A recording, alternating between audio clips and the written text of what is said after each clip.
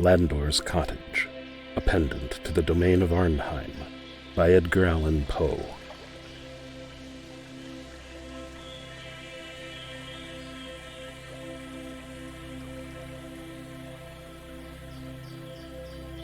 During a pedestrian trip last summer through one or two of the river counties of New York, I found myself, as the day declined, somewhat embarrassed about the road I was pursuing. The land undulated very remarkably, and my path for the last hour had wound about and about so confusedly in its effort to keep in the valleys that I no longer knew in what direction lay the sweet village of B, where I had determined to stop for the night. The sun had scarcely shone, strictly speaking, during the day, which nevertheless had been unpleasantly warm. A smoky mist resembling that of the Indian summer enveloped all things, and of course added to my uncertainty. Not that I cared much about the matter. If I did not hit upon the village before sunset, or even before dark, it was more than possible that a little Dutch farmhouse or something of that kind would soon make its appearance, although, in fact, the neighborhood, perhaps on account of being more picturesque than fertile, was very sparsely inhabited. At all events, with my knapsack for a pillow and my hound as a sentry, a bivouac in the open air was just the thing which would have amused me. I sauntered on, therefore, quite at ease, Ponto taking charge of my gun, until at length, just as I had begun to consider whether the numerous little glades that led hither and thither were intended to be paths at all, I was conducted by one of them into an unquestionable carriage track. There could be no mistaking it. The traces of light wheels were evident, and although the tall shrubberies and overgrown undergrowth met overhead, there was no obstruction whatever below, even to the passage of a Virginian mountain wagon, the most aspiring vehicle, I take it, of its kind. The road, however, except in being open through the wood, if wood be not too weighty a name for such an assemblage of light trees, and except in the particulars of evident wheel tracks, bore no resemblance to any road I had before seen. The tracks of which I speak were but faintly perceptible, having been impressed upon the firm yet pleasantly moist surface of what looked more like green Genoese velvet than anything else. It was grass, clearly, but grass such as we seldom see out of England, so short, so thick, so even, and so vivid in color. Not a single impediment lay in the wheel route, not even a chip or dead twig. The stones that once obstructed the way had been carefully placed, not thrown along the sides of the lane, so as to define its boundaries at bottom with a kind of half-precise, half-negligent, and wholly picturesque definition. Clumps of wild flowers grew everywhere, luxuriantly in the interspaces. What to make of all of this, of course, I knew not. Here was art, undoubtedly. That did not surprise me. All roads, in the ordinary sense, are works of art. Nor can I say that there was much to wonder at in the mere excess of art manifested. All that seemed to have been done, might have been done here, with such natural capabilities as they have it in the books on landscape gardening, with very little labor and expense. No, it was not the amount, but the character of the art which caused me to take a seat on one of the blossomy stones and gaze up and down this fairy-like avenue for half an hour or more in bewildered admiration. One thing became more and more evident the longer I gazed. An artist, and one with a most scrupulous eye for form, had superintended all these arrangements. The greatest care had been taken to preserve a due medium between the neat and graceful on the one hand, and the picturesque, in the true sense of the Italian term, on the other. There were few straight and no long, uninterrupted lines. The same effect of curvature or of color appeared twice, usually, but not oftener, at any one point of view. Everywhere was variety in uniformity. It was a piece of composition, in which the most fastidiously critical taste could scarcely have suggested an emendation. I had turned to the right as I entered this road, and now, arising, I continued in the same direction. The path was so serpentine that at no moment could I trace its course for more than 2 or 3 paces in advance. Its character did not undergo any material change. Presently the murmur of water fell gently upon my ear, and in a few moments afterward, as I turned, with the road somewhat more abruptly than hitherto, I became aware that a building of some kind lay at the foot of a gentle declivity just before me. I could see nothing distinctly on account of the mist which occupied all the little valley below. A gentle breeze, however, now arose as the sun was about descending, and while I remained standing on the brow of the slope, the fog gradually became dissipated into wreaths, and so floated over the sea.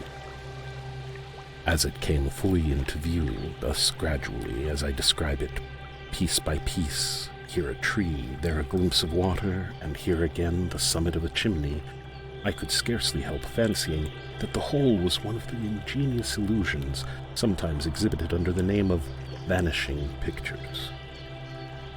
By the time, however, that the fog had thoroughly disappeared, the sun had made its way down behind the gentle hills, and thence, as with a slight chassé to the south, had come again fully into sight, glaring with a purplish luster through a chasm that entered the valley from the west.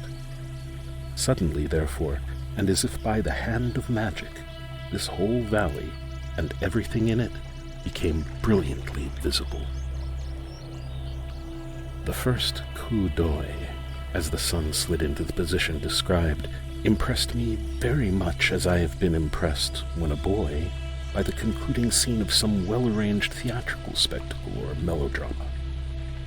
Not even the monstrosity of color was wanting, for the sunlight came out through the chasm tinted all orange and purple, while the vivid green of the grass in the valley was reflected more or less upon all objects from the curtain of vapor that still hung overhead, as if loath to take its total departure from a scene so enchantingly beautiful. The little vale into which I thus peered down from under the fog canopy could not have been more than 400 yards long, while in breadth it varied from 50 to 150 or perhaps 200. It was most narrow at the northern extremity, opening out as it tended southwardly, but with no very precise regularity. The widest portion was within 80 yards of the southern extreme. The slopes which encompassed the vale could not fairly be called hills, unless at their northern face. Here a precipitous ledge of granite arose to a height of some 90 feet, and as I have mentioned, the valley at this point was not more than 50 feet wide. But as the visitor proceeded southwardly from the cliff, he found on his right hand and on his left declivities at once less high, less precipitous, and less rocky. All, in a word, sloped and softened to the south, and yet the whole vale was engirdled by eminences more or less high, except at 2 points. One of these I have already spoken of. It lay considerably to the north of west, and was where the setting sun made its way, as I have before described, into the amphitheater, through a cleanly cut natural cleft in the granite embankment. This fissure might have been 10 yards wide at its widest point, so far as the eye could trace it. It seemed to lead up like a natural causeway into the recesses of unexplored mountains and forests. The other opening was directly at the southern end of the vale. Here, generally, the slopes were nothing more than gentle inclinations, extending from east to west about 150 yards. In the middle of this extent was a depression, level with the ordinary floor of the valley. As regards vegetation, as well as in respect to everything else, the scene softened and sloped to the south. To the north, on the craggy precipice, a few paces from the verge, up sprang the magnificent trunks of numerous hickories, black walnuts, and chestnuts, interspersed with occasional oak, and the strong lateral branches thrown out by the walnuts especially spread far over the edge of the cliff. Proceeding southwardly, the explorer saw at first the same class of trees, but less and less lofty and Salvatorish in character. Then he saw the gentler elm, succeeded by the sassafras and locust, these again by the softer linden, redbud, catalpa, and maple, these yet again by still more graceful and more modest varieties. The whole face of the southern declivity was covered with wild shrubbery alone, an occasional silver willow or white poplar excepted. In the bottom of the valley itself, for it must be borne in mind that the vegetation hitherto mentioned grew only on the cliffs or hillsides, were to be seen 3 insulated trees. One was an elm of fine size and exquisite form. It stood guard over the southern gate of the vale. Another was a hickory, much larger than the elm, and altogether a much finer tree. Although both were exceedingly beautiful, it seemed to have taken charge of the northwest entrance, springing from a group of rocks in the very jaws of the ravine and throwing its graceful body at an angle of nearly 45 degrees far out into the sunshine of the amphitheater. About 30 yards east of this tree stood, however, the pride of the valley, and beyond all question, the most magnificent tree I have ever seen, unless perhaps among the cypresses of the Itchiatuckany. It was a triple-stemmed tulip tree, the Liriodendron tulipiferum, one of the natural order of magnolias. Its 3 trunks separated from the parent at about 3 feet from the soil, and diverging very slightly and gradually, were not more than 4 feet apart at the point where the largest stem shot out into foliage.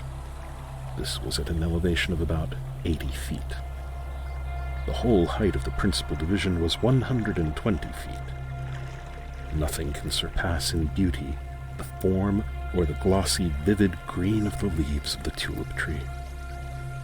In the present instance, they were fully 8 inches wide, but their glory was altogether eclipsed by the gorgeous splendor of the profuse blossoms. Conceive, closely congregated, 1,000,000 of the largest and most resplendent tulips. Only thus can the reader get any idea of the picture I would convey.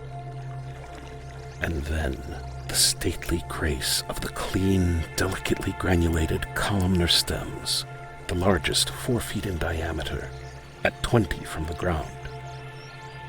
The innumerable blossoms mingling with those of the other trees, scarcely less beautiful, although infinitely less majestic, filled the valley with more than Arabian perfumes. The general floor of the amphitheater was grass of the same character as that I had found in the road, if anything more deliciously soft, thick, velvety, and miraculously green. It was hard to conceive how all this beauty had been attained. I have spoken of 2 openings into the vale. From the one to the northwest issued a rivulet which came gently murmuring and slightly foaming down the ravine until it dashed against the group of rocks out of which sprang the insulated hickory. Here, after encircling the tree, it passed on a little to the north of east, leaving the tulip tree some 20 feet to the south, and making no decided alteration in its course until it came near the midway between the eastern and western boundaries of the valley. After a series of sweeps, it turned off at right angles and pursued a generally southern direction, meandering as it went, until it became lost in a small lake of irregular figure, although roughly oval, that lay gleaming near the lower extremity of the vale.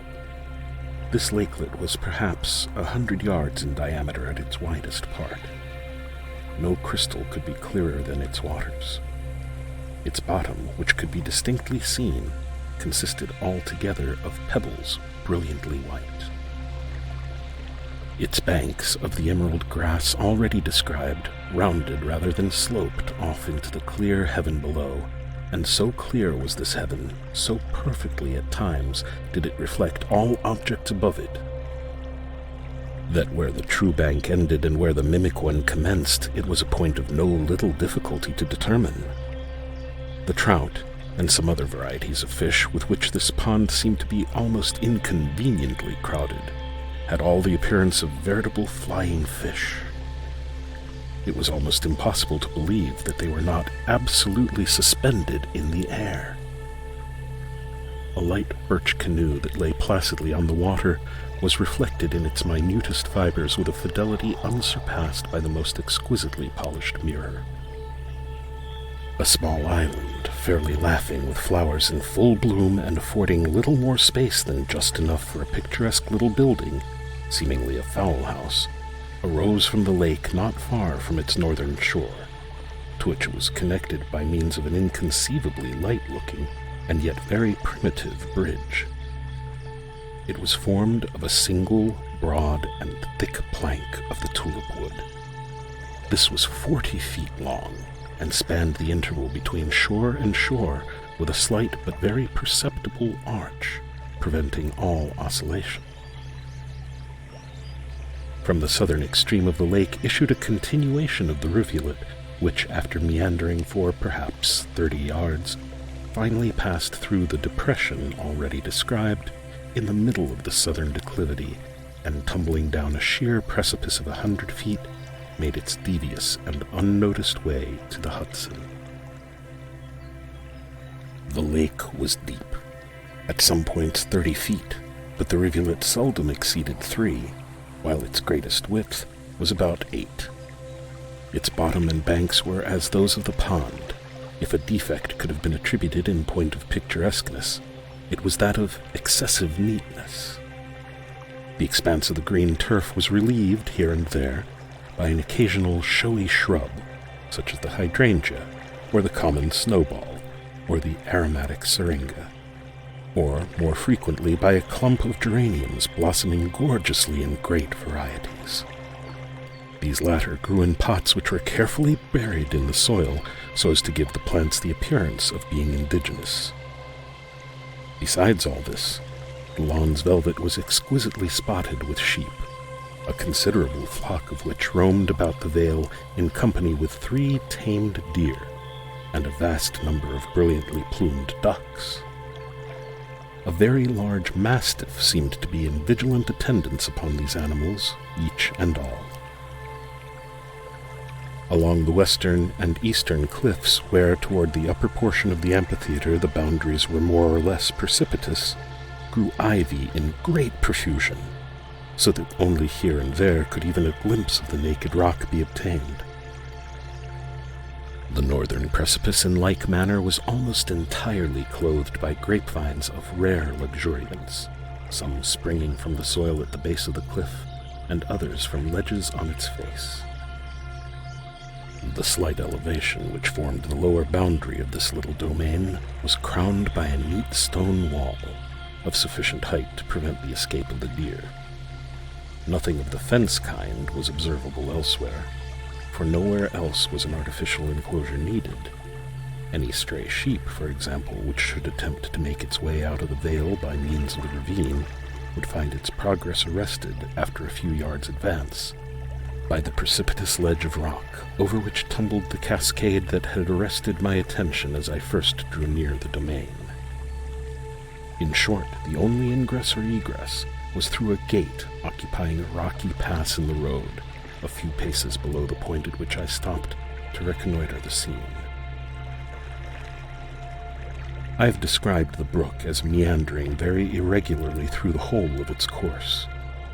Its 2 general directions, as I have said, were first from west to east, and then from north to south. At the turn, the stream, sweeping backward, made an almost circular loop, so as to form a peninsula which was very nearly an island, and which included about the 16th of an acre.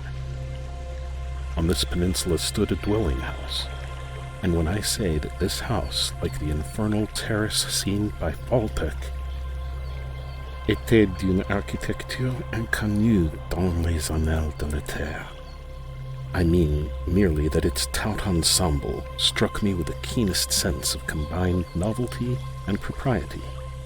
In a word, of poetry. For than in the words just employed I could scarcely give of poetry in the abstract a more rigorous definition. And I do not mean that merely outre was perceptible in any respect. In fact, nothing could be well more simple, more utterly unpretending than this cottage. Its marvelous effect lay altogether in its artistic arrangement as a picture. I could have fancied, while I looked at it, that some eminent landscape painter had built it with his brush. The point of view from which I first saw the valley was not altogether, although it was nearly, the best point from which to survey the house. I will therefore describe it as I afterwards saw it, from a position on the stone wall at the southern extreme of the amphitheater. The main building was about 24 feet long and 16 broad, certainly not more. Its total height from the ground to the apex of the roof could not have exceeded 18 feet. To the west end of this structure was attached one about a third smaller in all its proportions, the line of its front standing back about 2 yards from that of the larger house, and the line of its roof, of course, being considerably depressed below that of the roof adjoining. At right angles to these buildings, and from the rear of the main one, but not exactly in the middle, extended a third compartment, very small, being in general 1/3 less than the western wing. The roofs of the two larger were very steep, sweeping down from the ridge beam with a long concave curve and extending at least 4 feet beyond the walls in front, so as to form the roofs of 2 piazzas. These latter roofs, of course, needed no support, but as they had the air of needing it, slightly and perfectly plain pillars were inserted at the corners alone. The roof of the northern wing was merely an extension of a portion of the main roof. Between the chief building and western wing rose a very tall and rather slender square chimney of hard Dutch bricks, alternately black and red, a slight cornice of projecting bricks at the top.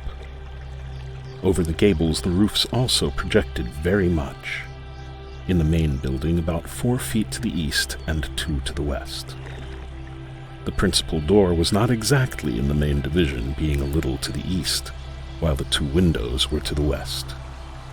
These latter did not extend to the floor, but were much longer and narrower than usual. They had single shutters like doors. The panes were of lozenge form, but quite large. The door itself had its upper half of glass, also in lozenge panes. A movable shutter secured it at night. The door to the west wing was in its gable and quite simple. A single window looked out to the north. There was no external door to the north wing, and it also had only 1 window to the east. The blank wall of the eastern gable was relieved by stairs with a balustrade running diagonally across it, the ascent being from the south.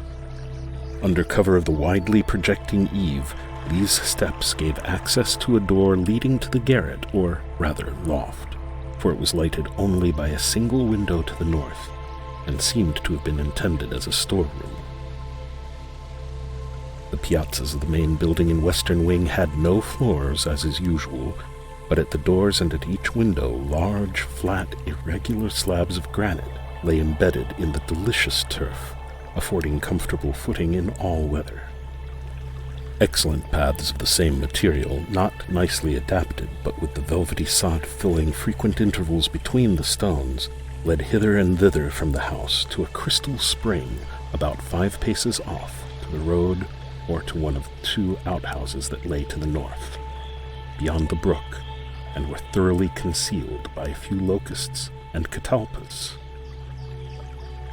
Not more than 6 steps from the main door of the cottage stood the dead trunk of a fantastic pear tree, so clothed from head to foot in the gorgeous bignonia blossoms that one required no little scrutiny to determine what manner of sweet thing it could be. From various arms of this tree hung cages of different kinds. In one, a large wicker cylinder with a ring at top reveled a mockingbird. In another, an oriole. In a third, the impudent bobolink, while 3 or 4 more delicate prisons were loudly vocal with canaries. The pillars of the piazza were enwreathed in jasmine and sweet honeysuckle, while from the angle formed by the main structure and its west wing in front sprang a grapevine of unexampled luxuriance. Scorning all restraint, it had clambered first to the lower roof, then to the higher, and along the ridge of this latter it continued to writhe on, throwing out tendrils to the right and left, until at length it fairly attained the east gable and fell, trailing, over the stairs. The whole house with its wings was constructed of the old-fashioned Dutch shingles, broad and with unrounded quarters. It is a peculiarity of this material to give houses built of it the appearance of being wider at bottom than at top, after the manner of Egyptian architecture, and in the present instance this exceedingly picturesque effect was aided by numerous pots of gorgeous flowers that almost encompassed the base of the buildings. The shingles were painted a dull gray, and the happiness with which this neutral tint melted into the vivid green of the tulip tree leaves that partially overshadowed the cottage can readily be conceived by an artist. From the position near the stone wall, as described, the buildings were seen at great advantage, for the southeastern angle was thrown forward, so that the eye took in at once the whole of the two fronts with the picturesque eastern gable, and at the same time obtained just a sufficient glimpse of the northern wing, with parts of a pretty roof to the spring-house, and nearly half of a light bridge that spanned the brook in the near vicinity of the main buildings.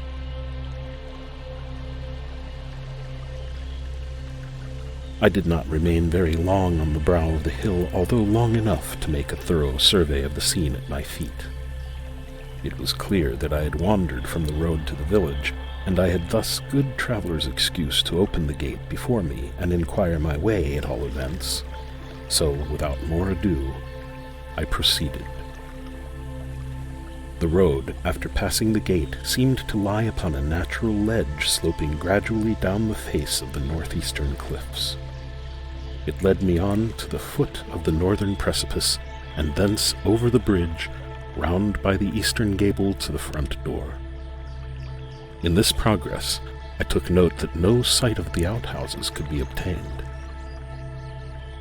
As I turned the corner of the gable, the mastiff bounded toward me in stern silence, but with the eye and the whole air of a tiger. I held him out my hand, however, in token of amity, and I never yet knew the dog who was proof against such an appeal to his courtesy. He not only shut his mouth and wagged his tail, but absolutely offered me his paw, afterward extending his civilities to Ponto. As no bell was discernible, I rapped with my stick against the door, which stood half open. Instantly a figure advanced to the threshold, that of a young woman about 28 years of age, slender, or rather slight, and somewhat above the medium height. As she approached, with a certain modest decision of step altogether indescribable,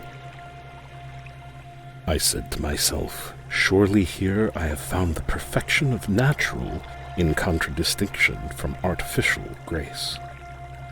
The second impression which she made on me, but by far the more vivid of the two, was that of enthusiasm.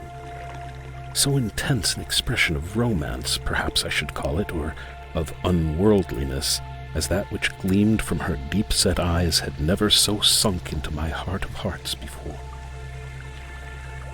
I know not how it is, but this peculiar expression of the eye, breathing itself occasionally into the lips, is the most powerful, if not absolutely the sole spell which rivets my interest in woman. Romance, provided my readers fully comprehended what I would here imply by the word, romance and womanliness seem to me convertible terms, and after all, what man truly loves in woman is simply her womanhood. The eyes of Annie, I heard someone from the interior call her, Annie, darling, were spiritual gray, her hair a light chestnut. This is all I had time to observe of her. At her most courteous of invitations I entered, passing first into a tolerably wide vestibule. Having come mainly to observe, I took notice that to my right as I stepped in was a window, such as those in front of the house. To the left, a door leading into the principal room, while opposite me an open door enabled me to see a small apartment just the size of the vestibule, arranged as a study, and having a large bow window looking out to the north. Passing into the parlor, I found myself with Mr. Landor, for this, I afterwards found, was his name. He was civil, even cordial in his manner, but just then I was more intent on observing the arrangements of the dwelling which had so much interested me than the personal appearance of the tenant. The north wing, I now saw, was a bedchamber. Its door opened into the parlor. West of this door was a single window looking toward the brook. At the west end of the parlor were a fireplace and a door leading into the west wing, probably a kitchen. Nothing could be more rigorously simple than the furniture of the parlor. On the floor was an ingrain carpet of excellent texture, a white ground spotted with small circular green figures. At the windows were curtains of snowy white jaconet muslin. They were tolerably full and hung decisively, perhaps rather formally, in sharp, parallel plates to the floor, just to the floor. The walls were prepared with a French paper of great delicacy, a silver ground with a faint green cord running zigzag throughout. Its expanse was relieved merely by 3 of Julien's exquisite lithographs à trois crayons, fastened to the wall without frames. One of these drawings was a scene of oriental luxury, or rather voluptuousness. Another was a carnival piece, spirited beyond compare. The third was a Greek female head, a face so divinely beautiful and yet of an expression so provokingly indeterminate, never before arrested my attention. The more substantial furniture consisted of a round table, a few chairs including a large rocking chair, and a sofa, or rather settee. Its material was plain maple painted a creamy white, slightly interstriped with green, the seat of Cain. The chairs and table were to match, but the forms of all had evidently been designed by the same brain which perceived the grounds. It is impossible to conceive anything more graceful. On the table were a few books, a large square crystal bottle of some novel perfume, a plain ground-glass astral, not solar lamp, with an Italian shade, and a large vase of resplendently blooming flowers. Flowers, indeed, of gorgeous colors and delicate odor, formed the sole mere decoration of the apartment. The fireplace was nearly filled with a vase of brilliant geranium. On a triangular shelf in each angle of the room stood also a similar vase, varied only as to its lovely contents. 1 or 2 smaller bouquets adorned the mantel, and late violets clustered about the open windows. It is not the purpose of this work to do more than give in detail a picture of Mr. Landor's residence as I found it.